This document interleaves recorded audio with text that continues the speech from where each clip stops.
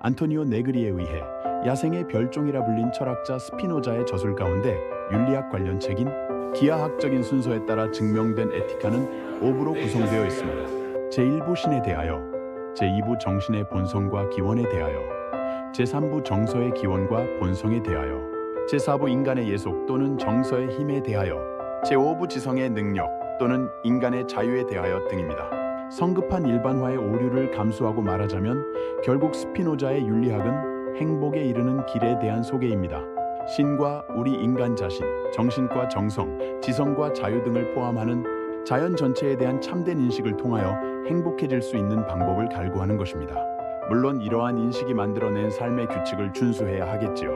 아무튼 스피노자는 자신의 이러한 행복 인식에 정당성을 부여하기 위해 고대의 수학자 유클리드가 했던 것처럼 기하학적인 순서에 따라 논증을 시도합니다.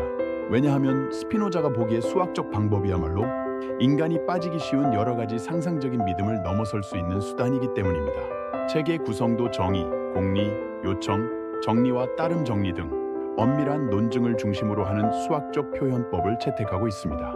스피노자에 따르면 수포자는 행복해질 수 없나요? 기하학적인 방식을 통해 스피노자가 밝혀낸 것은 세계는 인간의 모습을 닮은 신이 의도적으로 창조한 것이 아니라 순전히 자연적으로 주어진 것입니다.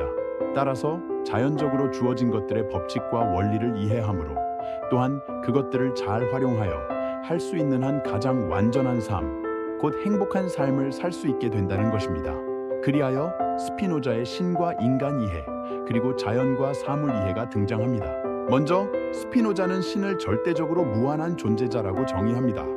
이것은 기독교에서 말하는 창조주 혹은 인격신과 같은 존재가 아닙니다. 오히려 존재하는 모든 것들의 체계입니다. 쉽게 말해 자연 그 자체나 우주에 가깝습니다.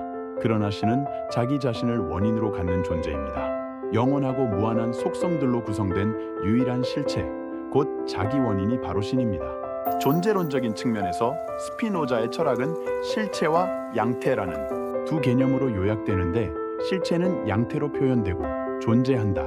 실체인 신은 그 속성들에 따라 무한하게 많은 것들의 원인이 됩니다. 인간은 신의 조각이다. 따라서 신이 아닌 세상의 모든 존재자들은 어쩔 수 없이 다른 존재자들과 어떤 인과관계를 맺게 됩니다. 왜냐하면 존재자들은 신과 같은 실체가 아니라 실체가 변형되었기 때문입니다. 신의 어떤 한 속성에서 따라 나온 양태, 곧 변화된 것들이기도 하죠. 인간이나 동물, 사물 같은 개별적 개체들이 그렇죠. 다른 것에 의해 존재할 수 있으며 또 다른 것에 의해 비로소 인식되기에 실체가 아니라 실체가 변형된 독특한 실제입니다.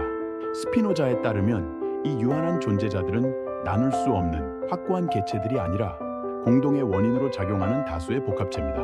이들은 동일한 운동과 정지의 관계가 유지되는 한 동일한 개체로 유지되며 자기 존재를 보존하기 위해서 끊임없이 변형하고 또 변형됩니다.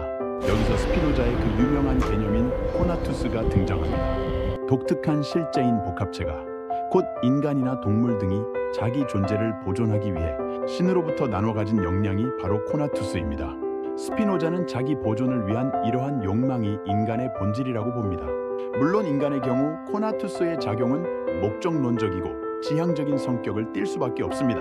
자신에게 이로운 대상을 만나 신체의 역량이 증대되면 욕망이 기쁨으로 바뀝니다. 그러나 해로운 대상을 만나 신체의 역량이 감소되면 슬픔으로 바뀝니다. 이렇게 욕망과 기쁨, 슬픔이라는 세 가지 기본적인 1차 정서로부터 인간의 온갖 정서들이 파생되어 나옵니다. 총 48가지 감정이 있는데 욕망, 기쁨, 슬픔 이후 놀라움, 경멸, 사랑, 증오, 끌림, 반감, 헌신, 조롱, 희망, 공포, 안도감, 절망감, 환희, 실망, 연민, 호의, 분개, 과대평가, 경멸, 질투, 동정, 자기만족, 겸손과 위축감, 후회, 거만, 자기비하, 명예, 치욕, 갈망, 경쟁심, 감사와 사은, 자비심, 분노, 복수심, 잔인잔혹, 겁내는 것, 대담, 소심, 공황, 정중과 예의, 야심, 미식욕, 음주욕, 탐욕, 정욕 등이 있습니다. 따라서 이러한 정서들을 어떻게 제어하고 억제할 수 있느냐에 행복이 달려 있는 것입니다. 그렇다면 인간 이해에 있어서 인간의 정서와 지성이 불화할 때는 어떻게 해야 할까요? 어떻게 해야만 이 불화를 넘어 가장 완전한 삶, 곧 행복한 삶을 이룰 수 있을까요? 이것을 다루는 것이 3부입니다. 정서의 기원과 본성을 다루죠. 스피노자는 감정은 이성으로 통제할 수 없고 다른 강력한 감정으로만 제어될 수 있다고 봅니다. 곧 지성으로 나가기 위해서는 해로운 수동적 감정에서 용기와 관용 같은 능동적 감정으로 이행해야 한다는 것입니다. 에티카를 인용해 볼까요?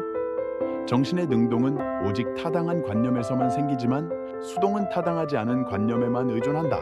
타당하지 않는 수동적인 감정, 가령 혐오와 차별, 분노와 복수심과 같은 감정에서 타당한 관념에서 생기는 감정인 사랑과 정의, 믿음과 소망으로 가기 위해 우리는 지성과 더불어 더 크고 강력한 올바른 감정들을 훈련해야 할 것입니다. 그래야만 기막힌 세상이 기분 좋은 세상으로 변할 것입니다.